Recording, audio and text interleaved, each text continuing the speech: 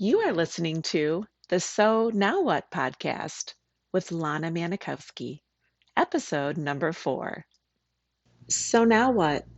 Those 3 words repeated in my mind as I tried to have a child but wasn't successful, even after fertility treatments. I yearned for a community of women without children that could understand my struggles.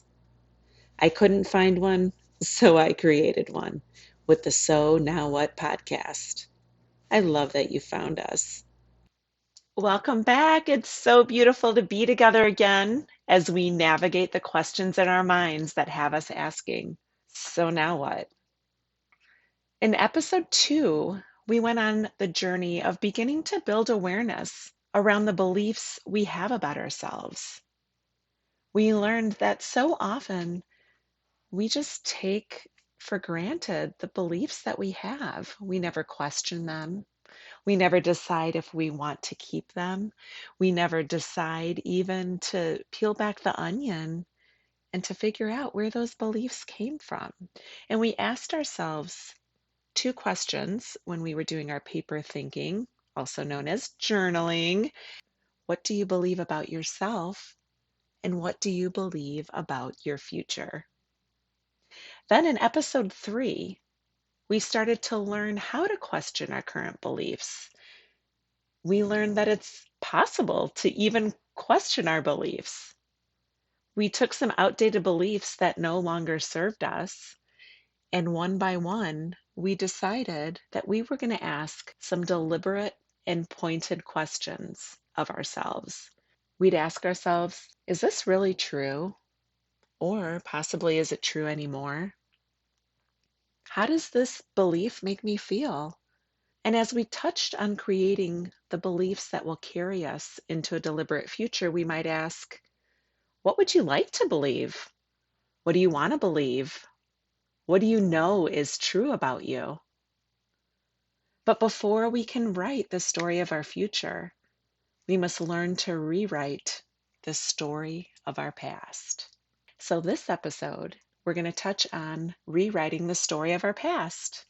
Seems fun. Seems a little weird. Like, how do you rewrite your past? Well, what I've learned in my coach training is that our past is simply a collection of beliefs that we have about circumstances that happen to us. For me, I went through fertility treatments. That's factual. I didn't have a child. That's factual. And everything else that comes after that are simply a collection of my thoughts or my beliefs about me not having a child and not being a mom. And what we'd like to talk about today is the opportunity that you have to let go of your beliefs about your past. We as humans are designed to follow process. It makes sense in so many aspects of our lives. And if you've learned a way to effectively and efficiently create a task in your day, in your life, have at it. I'm all for efficiency and process. I love learning about and creating strategies based on teachings of others. It's how we as humans have evolved.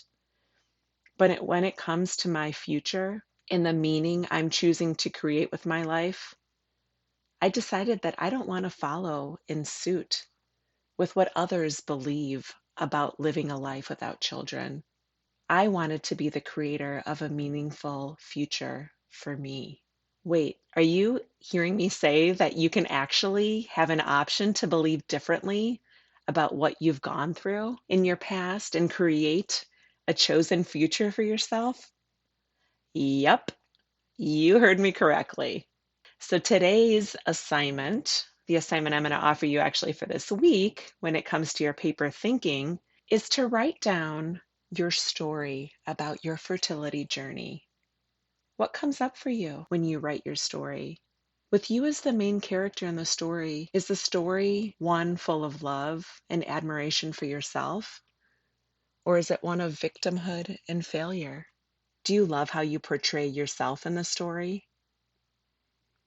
As painful as the process has been, and regardless of the amount of rounds of IVF that you've endured or the amount of blood draws and ultrasounds you went through, you can learn to love yourself despite it. The journey we took will never leave us. It's something I'll never choose to block out of my mind. I tried it, but then I realized that if I blocked out that part of my journey, I was missing out on the opportunity to recognize the strength that I showed, the commitment I made to myself and to my husband to try to meet our parenthood goals, the resourcefulness that I have to figure things out when all our local pharmacies were out of a medication that I needed for a trigger shot at 3:45 a.m. that next morning. The physical strength that I showed when my stomach was black and blue and looking like a pincushion, and I stood there bravely while my husband injected another dose of Follistim and Menopur in my tummy. Or my arms that were constantly yellowing with bruises from early AM blood draws at my fertility clinic, the blood draws I needed to monitor my hormone levels. You can be the victor in your story. You can be the brave one. You can be the resourceful one. You can be the strong one. When I became aware of thought work and believing on purpose, I decided that these personal attributes were not worth blocking out of my mind anymore. That if I wasn't going to be a mom, I sure as hell wasn't going to give those years of my life away for nothing. I decided that tens of thousands of dollars we spent trying to become parents was going to offer me something of meaning, even if it isn't motherhood. So I'm offering you an option to look back into your past and decide how you can rewrite your journey on your fertility treatments. Pay attention to the circumstances where she's the victim and decide if there's a different outcome for her besides pain and loss. Is there something she endured or felt in her past that no longer offers her an opportunity to think differently? Possibly, can you be more loving and in admiration of herself? When you learn to look back at your past and love how you showed up through your fertility treatments, you'll see the resilient woman that you are. The protocols, appointments, phone calls, schedule changes, heartbreaks, and hormones you endured ain't for no sissy. Only a woman with drive and determination could juggle this daily and still show up for work and do that like a boss too. And let us not forget, maintain a household, a relationship, and all the hundreds of other things we do daily to keep things rolling in our lives. If you're waiting for permission to look at yourself and believe that you're a badass, here's your permission. I'm giving you that permission now on a shiny silver platter. Decide today that fertility warrior that courageously went through fertility treatments, she can be grateful for what she went through, even if she didn't meet her goal of being a mother. If you don't love the woman that poured every ounce of her heart into it, you'd miss out on the gift of seeing that she created this opportunity to love who you are becoming now, who you'll be in the future. I've come to a point in my fertility journey that I've decided to accept that everything was always meant to be like this for me. As unfair and hurtful as it seems at times, I'd like to offer you the possibility to believe that we didn't become mothers because the meaning we're destined to create with our lives is greater than motherhood. I thank you and I love you for trusting me to help you believe in your meaning. Have a gorgeous week.